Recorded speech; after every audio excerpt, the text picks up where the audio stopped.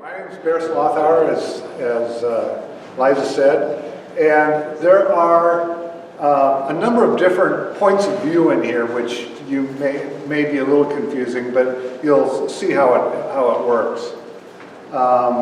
These are just talking about plans. First of all, the Gorse Action Group, who I'm sure you're all aware of, is an extremely active, extremely involved group that their mission statement is to restore natural and ecological values to the land, increase economic and recreational values to the region, and improve public safety. And goals, big ones, stop Gorse. And the fire risk is one thing that we don't talk a lot about, at least I don't talk a lot about it, but fire risk is a very real risk. As you guys know, Gorse is nasty.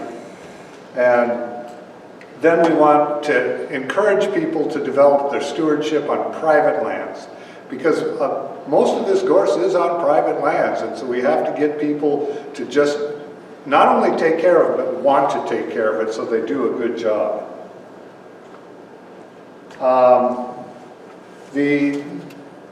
The saps not only is the wood, flammable, but the sap is basically about 4%, basically what's kerosene, paraffin and just nasty, highly flammable, explosively flammable materials. And here it says this number, 35,000 acres, that's a standard number. I recently read 55,000 acres. It's gone up quite a bit since this number first came, but I didn't put it in there because I couldn't find it again, and so I'm not sure of it. But it's still going up. And the Gorse threatens so many things. I mean, basically the economy, it could destroy the economy of the state between farming and grazing, and forest products all over the state. Gorse can destroy a forest. Once it's been logged once, it moves right in, and unless it's taken care of, it's going to take over. It's going to have a hard time getting a new merchantable commercial stand of wood. Another interesting thing is Gorse roots fix nitrogen, which you'd think, oh, well, that's a good thing. But actually it's not, because by doing that, they take the nitrogen, they don't allow the nitrogen into the soil, and so nothing else can grow there. And then their seed bank, I've heard anywhere from 3 to 70 years that it'll last in the ground. So it's not something you just do once and then walk away from.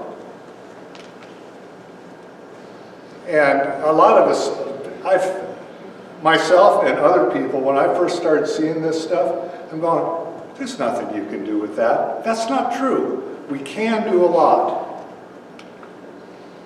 And now this is, I said there were different points of view here. This is like if you are in charge, or if you're dealing with somebody and you need to, and you're trying to figure out a plan, whoops, and you're dealing with people, you find out all the Gorse infection around. Not only what you're immediately looking at, but who owns it, the whole thing. And then think about how you're getting in and out. You guys know that Gorse seeds can hook up to your equipment and stuff very easily. And so be careful about going in and out, containment.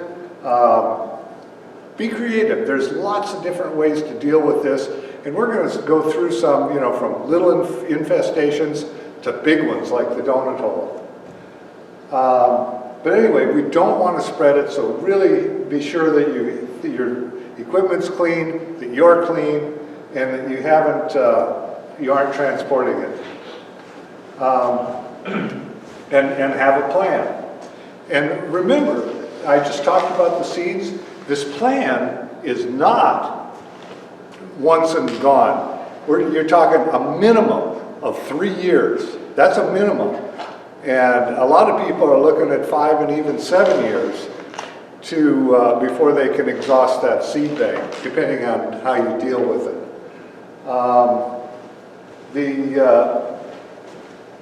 There's other herbicides And lots of different ways to take care of it. And then once you start getting it down, then you can establish other alternative plants.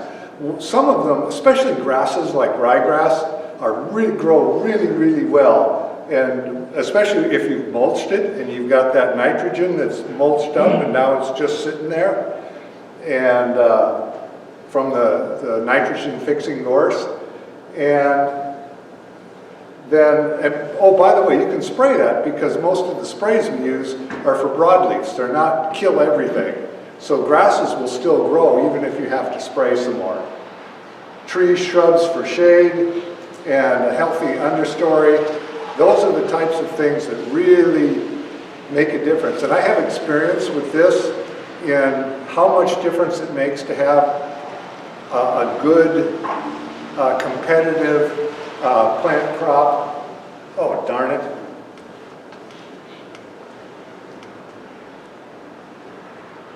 A good competitive plant community that's competing with the gorse. It makes a huge difference.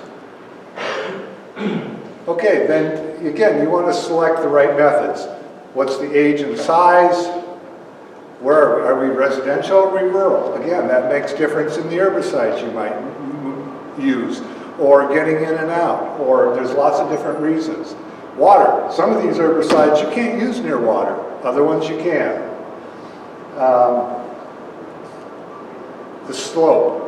That's, you guys, when we run into actually even in the first district, we're going to run into some steep slopes and it's going to be not pleasant. We've already done some. I don't see, well, you guys were there, right? Doing powers over on Beach Loop, yeah. That was some steep stuff there, and you guys went down as far as you could with your equipment. But then there's a group, Willamette Valley, that did it by hand, and I'll tell you, I don't envy them. Okay, what are we trying to reclaim? Is it a small lot? Is it vacant? Is it homes? Again, all of this makes a big difference. You can see, I'm not going to read all this stuff.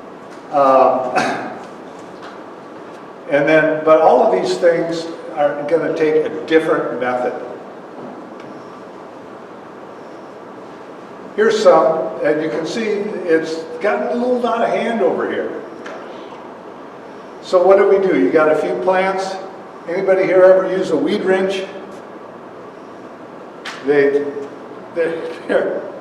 not for commercial use. They're not very good. But for individual, if you've just got a little bit on your own property or something, they really work quite well. And you can spray if the plants are not real big and they're local. Then you can spray. And then as it comes up, you just keep spraying, and pretty soon they're going to be dead. Again, I talked about competitive plant communities. All right, you got small patches, chainsaw, loppers. Oh, you know what? I just got an electric chainsaw and I love it. Battery powered. Man, quiet, and it cutting 12-inch logs. Every bit as good as my gas powered. Anyway, if you're doing cut stump, the thing is, I've read various things, but the latest stuff I read is that it says immediately apply concentrated herbicide. I read that you need to do it within as little as 30 seconds for it to be effective. And what you want to get is around where the Cambrian layer is, just inside the bark on the outside. Don't worry too much about the middle. And on bigger ones, what I used to do, until I found out I didn't have to, is I'd just take the stuff in a jar and have a paintbrush, and I just paint it around. But for you guys doing it commercially, I think a sprayer probably would work better. And then here it says a few minutes, but I think we're talking seconds rather than minutes. If you're near water, don't forget Goslan or Garlan 3A. some of these, again, you got to think about the wind, you got to think about the temperature, the humidity, so that you keep it where you want it to go and not everywhere else. And please, wear your PPE. I've been using this stuff for years, and at first I thought, oh, no big deal. But after about 2 years I went, okay, it does affect you. And you don't think so, but I started wearing, full gear. It wasn't this, it was stuff similar to this.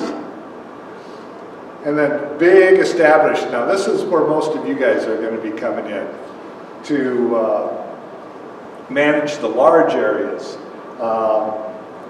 And don't forget, if you need to pull for some reason, then you need to talk to the Coquille Indian tribe in order to make sure that it's not a cultural site. And if it is, they may have a monitor there if you have to pull for some reason.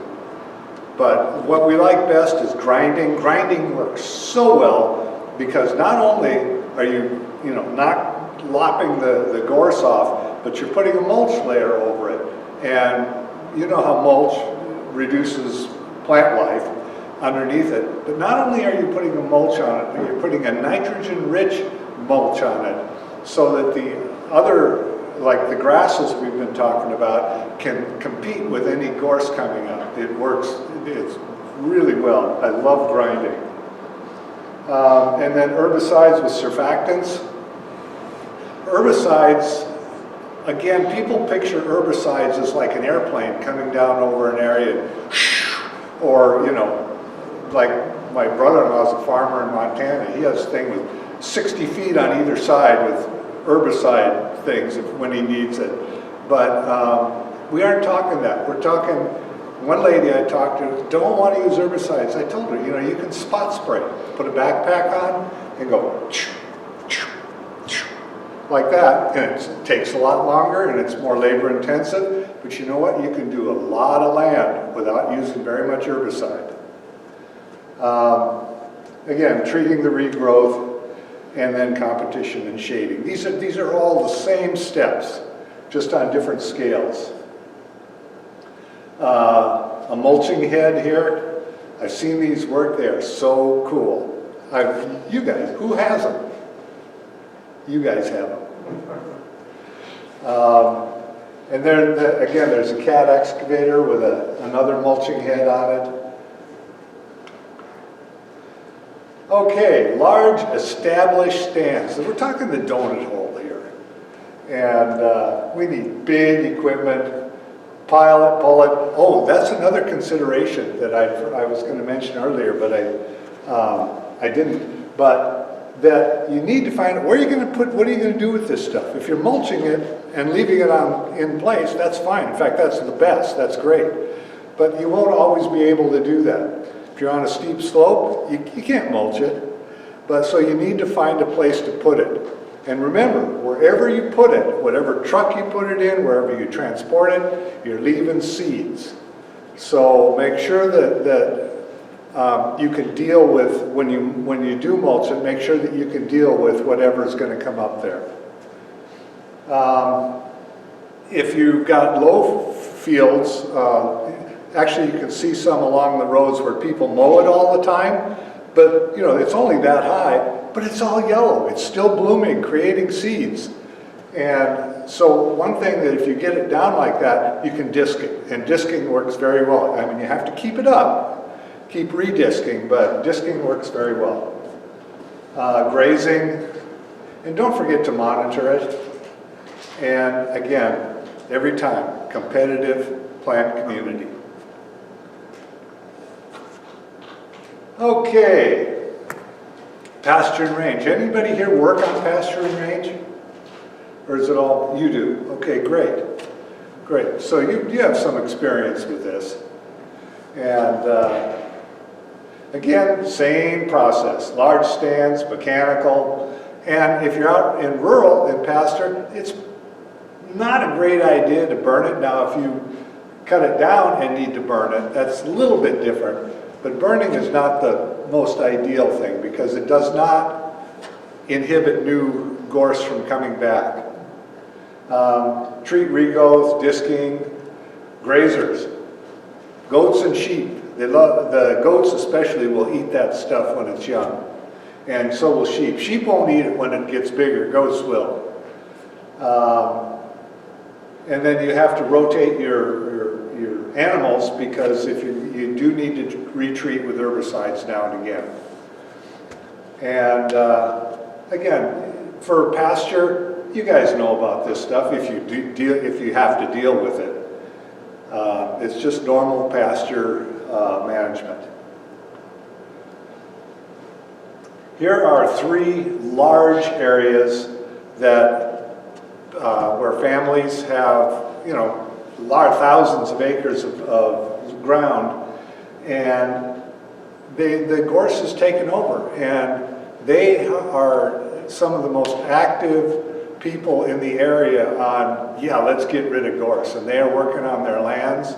And these where a lot of ground zero was, on the Elk River, Sixes River, along there are where a lot of the original gorse came from. And so it's really bad there, but they have a living to make, and gorse doesn't let them make it. So they're working really hard with various groups to get rid of gorse. Again, timber companies learned very early on, not early enough, but they learned early on that once gorse gets going, once they've logged an area and they're trying to replant it so that they can get another cash crop in 20 years or whatever, 30 years, I don't know how long it takes, but that if gorse starts moving in there, there went there any work that they could do.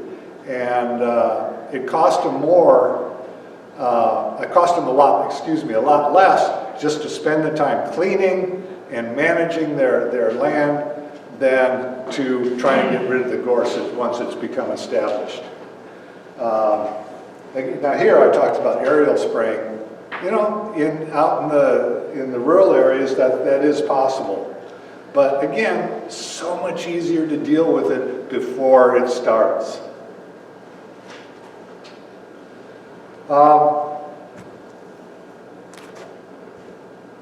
We talked about, you know, I implied, but the gorse creates a monoculture, and nothing grows in the gorse except gorse. And so it just is, it's not good. Some animals can get in there, some animals live in there, but it's not food, and it's not a welcoming welcoming to animal communities. Again, we talked about this, and I'll talk about this in just a minute. Moore Mill. You all know where Moore Mill is, just on the edge of town there? They went in, and I drive by there regularly, and it still looks really good. They did 8 acres. They went out and did it, talked to Gag and talked to Liza, and they, for some direction, and they went out and they've cleaned it up and they've kept it. So they, off season, when they didn't have logs piled there, they used their own equipment, they piled it, and they did a controlled burn with help from the rural fire department. It's grass that's growing up there now. Like I say, I go by there regularly and just look at it, and it's pretty cool. And they learned. Much easier to deal with it ahead. North Bullards, look at this. Isn't that amazing? And you can tell there's not much but gorse growing there. These are some pictures of it going on in 2010. And again, they did mechanical where they could, and they had Shutter Creek and a private contractor doing the manual cutting that they couldn't do with the equipment. And again, how many people have been out there to Bullards and seen what it's like these days? It's, just great. I love Bullards. Call Lucian that guy. There he is. There's Rex right there. treating the resprouts, approved herbicide. Again, the herbicides, you have to be careful with what you're using, especially if you're near water. And we'll hit that a little bit. Again, native species, they planted, dug up and planted native dune grass. And I don't know if you know, but there's a huge difference between native dune grass and European dune grass. And that in our ecology, in our biosphere in this area, the native dune grass works differently than the European. And so it is necessary for the flow of things, the flow of the biome here in this area. Anyway, look at this. You know, and it takes a while. It doesn't happen overnight. And sometimes when you first do it, things look really discouraging because I remember when I was doing one mining reclamation, I came back in the fall and there was Russian thistle, you know, tumbleweed, just thick over this whole area. And I went, oh man, I'm going to have to come back in the spring and plow it under and reseed it. But because we planted the grasses thickly, the grass seed down, by the end of the next summer, the Russian thistle was almost gone. It was competing with the grasses were competing with it, and they actually did a better job than the thistle. And they choked it right out. And so, and you can see here how nice this looks. Doesn't look like they had that big a weed problem, but I know they did. And the grasses were able to inhibit that. Okay, Oregon State Parks. Again, we're going to look at some pictures of things that have been going along with the state parks. And again, Sherry knows all this stuff. You know, where you've got snowy plovers, you guys all know about those. They're endangered, and so you can't mess around in their areas during certain times of year. And but wonderful job in state parks. Again, now we're getting into rights of way, which I imagine a lot of you guys will be working on. Or if you are responsible for them, treating early infestations is in the best way. They're easy to deal with when they're small and of limited area. If it's sensitive and herbicides are not allowed, or people won't let you do it, then you may have to hand cut in sensitive areas. And again, mechanical heavy equipment is the best. And over many rights of way, you know, that's the best and the easiest and the fastest, and you can use it. Again, treat regrowth. And I don't know, has anybody noticed that field out across the road from Smooth Gorse? Where that, yeah, I mean that whole field, when you first see it, it looks nice, but it's gorse, about that high, or maybe even a little higher, but it's solid gorse, and when it starts blooming, that whole field is yellow. And that's not a good situation. So I don't know why they don't just deal with it. But anyway, disking it, herbicide, lots of things, ways to treat it. Again, mowing repeatedly doesn't kill the gorse, and that's what I was just pointing out. It just keeps it at a certain height. And here are some of the things to use. But again, near water, read your labels about whether you can use it near water or not.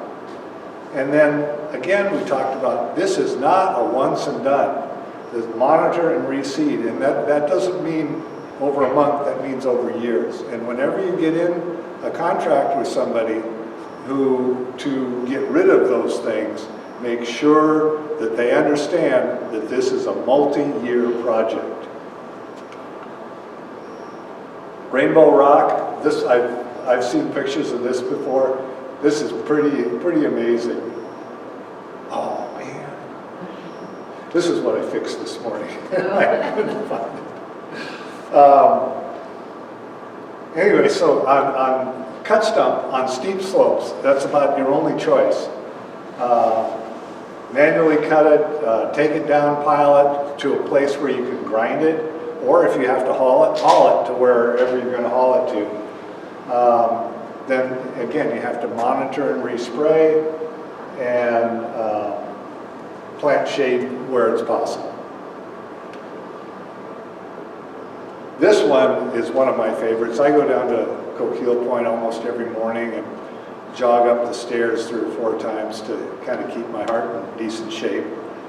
And I remember when I first came to Bandon and seeing those hillsides at Coquille Point that were just basically solid gorse. And then I was gone for a while and I came back and I'm going, whoa!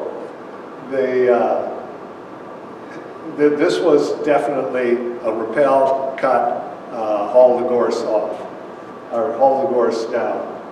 And so it's all manually removed and then up or down the slope and then reseeded with perennial rye and other native species. And again, all of this stuff you can buy, you know, I think you guys carry those things by the sea and Currydale. So again, we talk early detection, rapid response. By the way, you all know that there's a place that you can call into the state and report noxious weeds. Keep it small, do it early, and again, I like mechanical grinding because it works and it's fast, and these are if you've got the proper heads on your skid steer or on your track hoe, man, you can go through a lot of ground really fast. And again, you guys know that the big excavator reaching down a hill can actually go quite a ways down a hill and take care of it so that people don't have the guys standing, you know, sideways on the hill don't have to do it all day long, and it can ease their burden. And perennial grasses, competitive planting, but whatever it does, monitor your site. How many people here visited the Gorse plots out there by Currydale? A few of you have. Man, those things are great. They're just, and if you read, don't just look at them, read the signs, because there's a whole bunch of different ways. What they've done is each plot, and what are there, 5 plots or 6? 8. Oh, 8? I can't remember. But anyway, and many of them are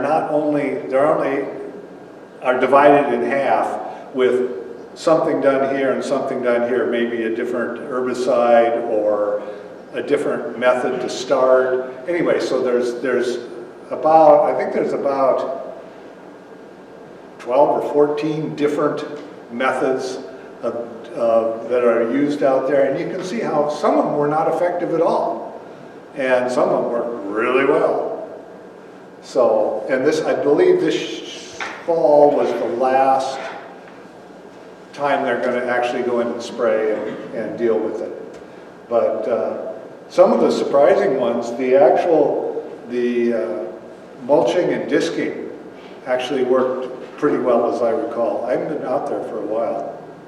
Is that still looking good? Yeah, and also covering with clear plastic and black landscape fabric, and really was promoted. A lot of the replacement vegetation came back so strong that they were all organic methods in a small area that worked better than the herbicide methods worked, just saying. So if you've got the time to do that, and the disking is extremely effective with the second regrowth of seedlings. So if you can get that first wave turned under, your grasses you can overseed, your grasses will come back very strong in that disking. So, and then we replanted some trees, and we had really good. Yeah, I saw that. With the high school kids replanted some trees there, so we have some competition coming in and lots of grasses coming up. The problem with the plastic and the geocloth is You can't do it over large areas. I talked to one lady who just did 9 acres, and no, she's not going to cover it with plastic. Yeah.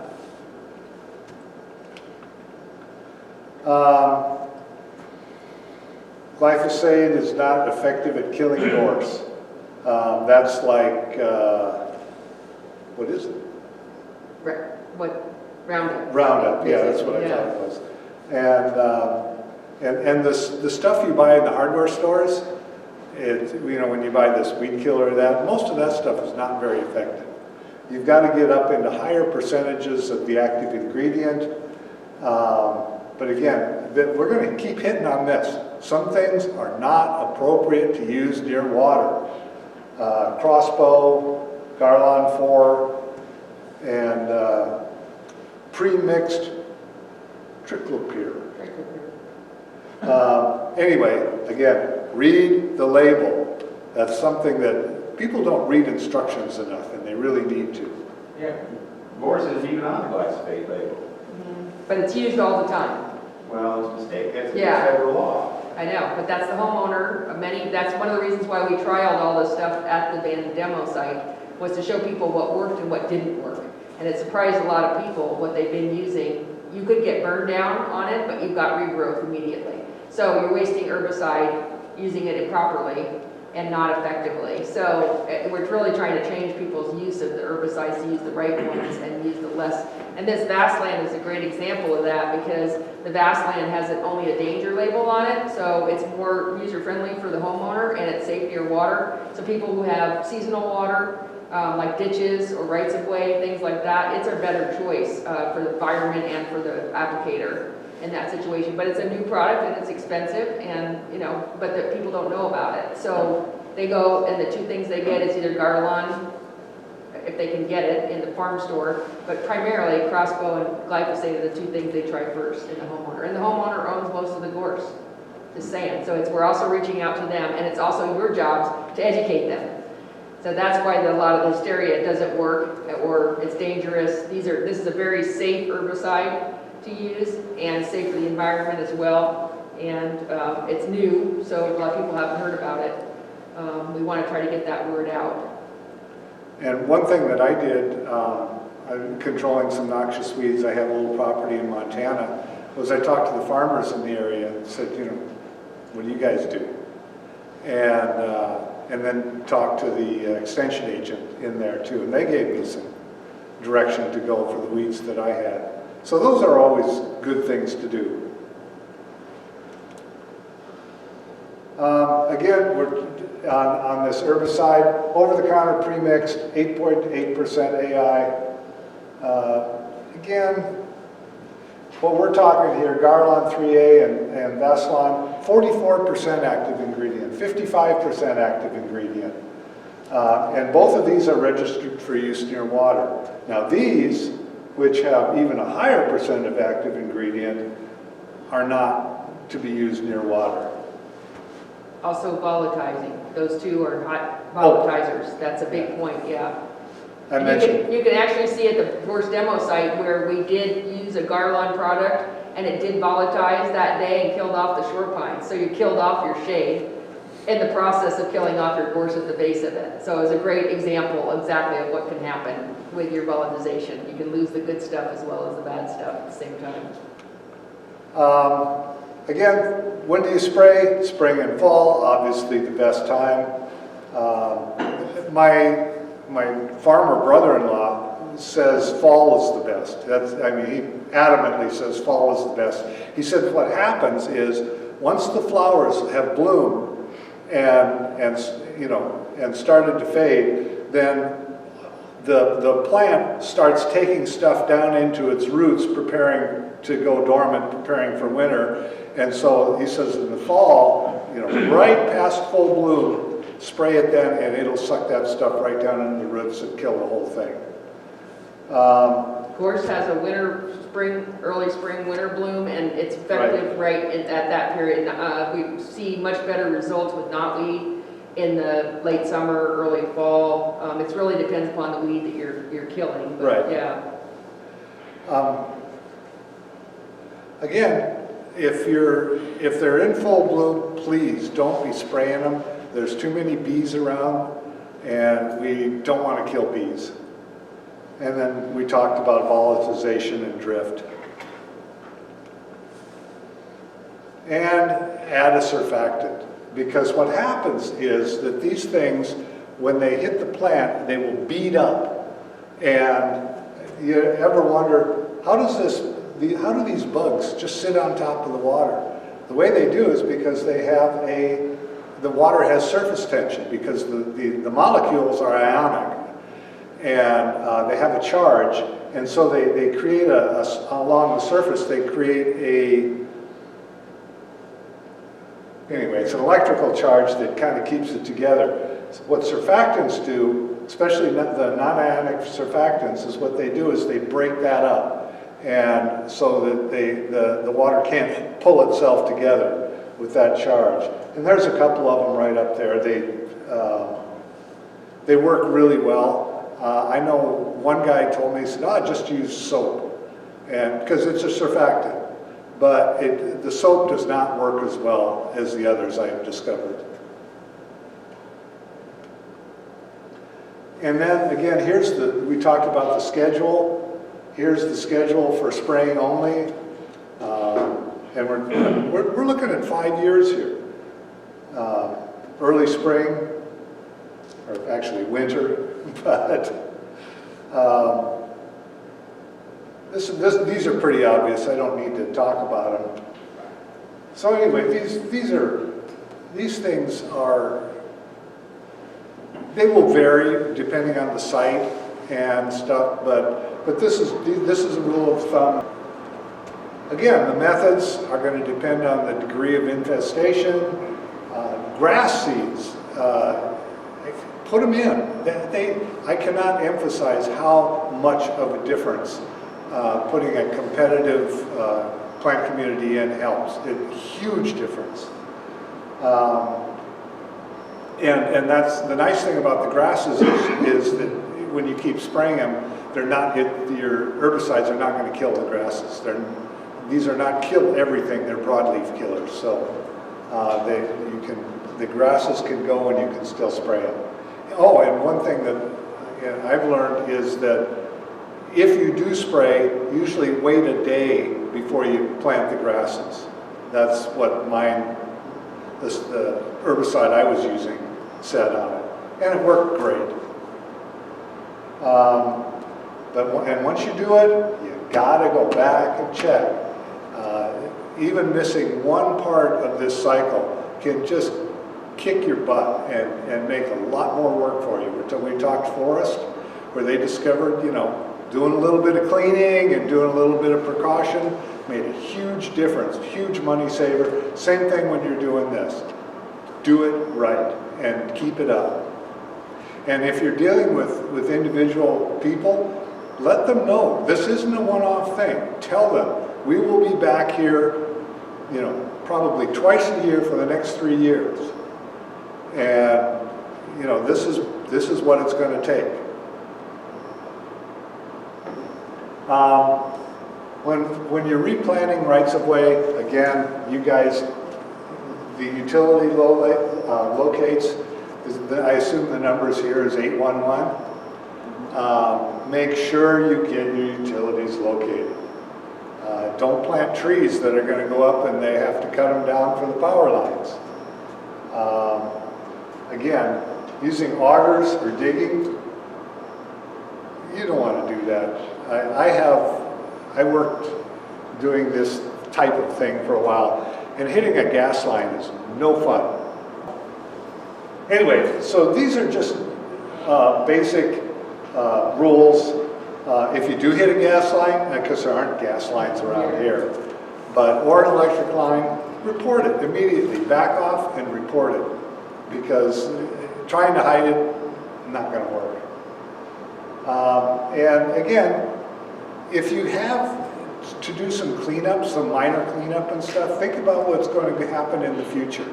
In the future, if you move this barbed wire out of the way right now, instead of working around it, just think you don't have to worry about it next year or the year after that.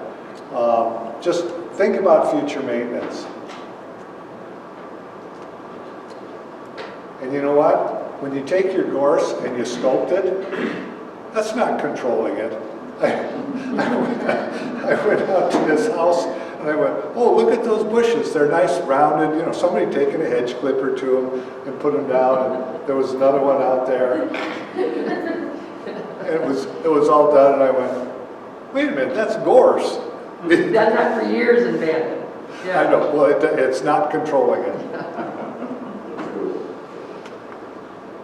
Okay, and the other thing that I'd like to say is,